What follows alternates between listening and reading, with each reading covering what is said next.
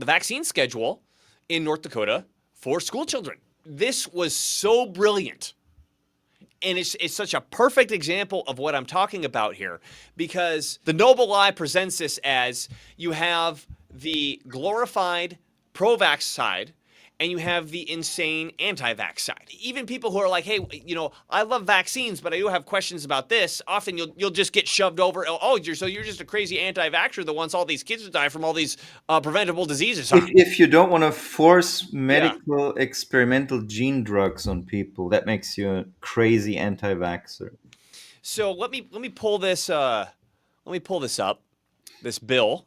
So the first thing that he gets into here was, essentially making it so you can't force the COVID vaccine. So an institution under the control of the State Board of Higher Education may not require a student to be vaccinated against the severe acute respiratory syndrome of coronavirus 2 or receive an experimental vaccine as a condition of enrollment or in-person attendance. So basically, this is banning COVID stabby mandates in North Dakota for specifically schools, right?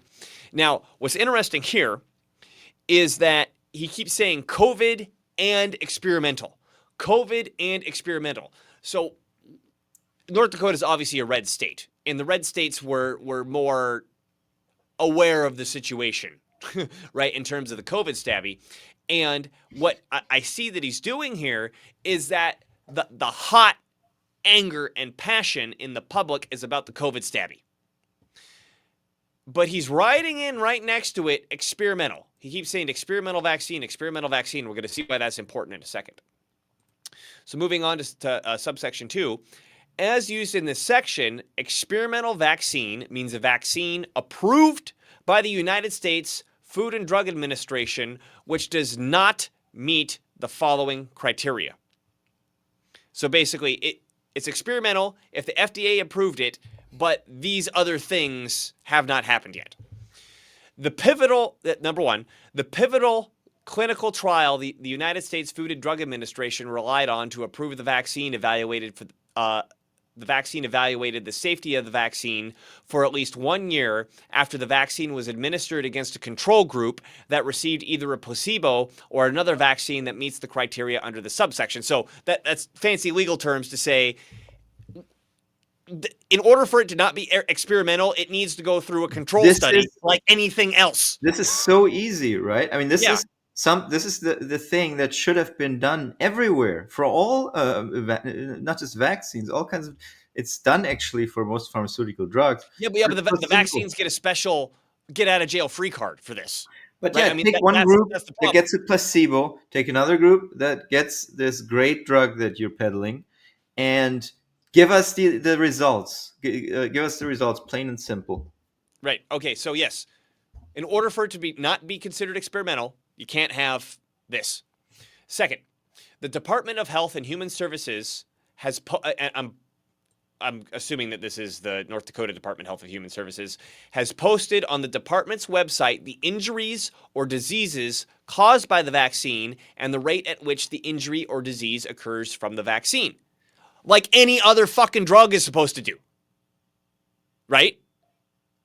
But I mean, before we were recording, Nima just mentioned this, is that him and his wife have noticed on commercials that if you watch a normal pharmaceutical commercial, 2/3 of the commercial is listing the side effects, but if it's a vaccine, they don't. Yeah, it's ridiculous. Yeah, and we'll get into the liability protection here in a second.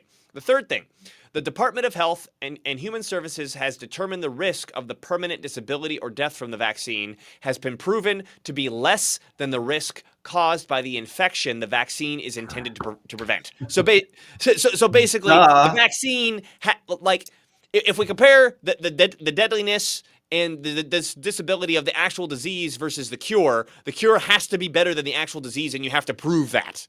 Yeah. Right? Again, totally reasonable. Of course, right?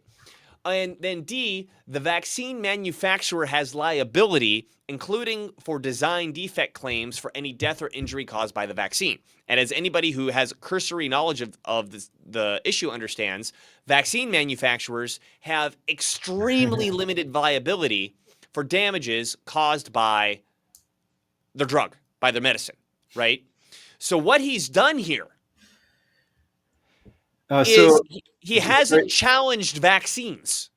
yeah. He just says, I want them to undergo the same process and the same rules as every other fucking medicine that we have in our system. Yeah, no, they are saying these vaccines are great, and all I'm Yeah. asking is for the ceremonial act of giving us the data that has convinced you that these vaccines are so great. What he's essentially done here is, again, I said that experimental vaccine is really the key point here, not COVID-19. COVID-19 is what carries the passion that gets everybody interested in calling their state representative and their state senator to say, hey, I want this bill to pass, right? But the key here is experimental vaccine. And what he's essentially done with these criteria is turned every single vaccine into an experimental vaccine because none of them meet this criteria. This is where he gets super clever. Is that was for higher learning institutions, right? Here's now for any, he says, public, private, or parochial school or daycare center, child care facility, Head Start program, or nursery school operating in the state or being supervised through home-based instruction. So even homeschoolers, actually, I didn't read the whole thing. A child may, this is the current law. It's not underlined. A child may not be admitted to any of the previous things that I just said unless the child's parent or guardian presents the institution authorities a certification from a licensed physician or authorized representative of the Department of Health and Human Services that the child has received age-appropriate immunizations against the litany, right? Diphtheria, pertussis, tetanus, measles, rubella, mumps, Hep B, Haemophilus influenza type B, varicella, which I guess is chickenpox, poliomyelitis, man, these are too big words for me to read this fast. Pneumococcal disease, meningococcal disease, rotavirus, and hepatitis A. The gamut, right? So right now, in the state of North Dakota, to homeschool your own children, they need to have these vaccines by law. Is there no religious exemption clause? I don't know. I don't know about that, but just according to what we're reading here, right? Now, what's beautiful here is he doesn't challenge any of that. And you're like, what? He doesn't challenge any of that? No, he just goes and gives the same criteria that he gave above. An immunization listed under this subsection is not required if the immunization is provided by an experimental vaccine. Right. You see what he's doing? You see what he's doing? He's like, oh no, vaccines are great. The medicine's great. I love it. It's good. It's great. Whatever. However, we can't just prove it that these are. But you can't force any experimental medicine, which everybody would agree with. Oh, that's bad. You can't force experimental medicine. And then per the definition that he gives here, this turns all the current vaccines on the whole fucking list into an experimental vaccine. Yeah, unless they can prove that they are actually working. And if they can, then great. Yeah, great. But we know they can't. We know they can't. Right? Yeah. So this is so genius to approach it this way. Do you see? This doesn't battle the noble lie at all.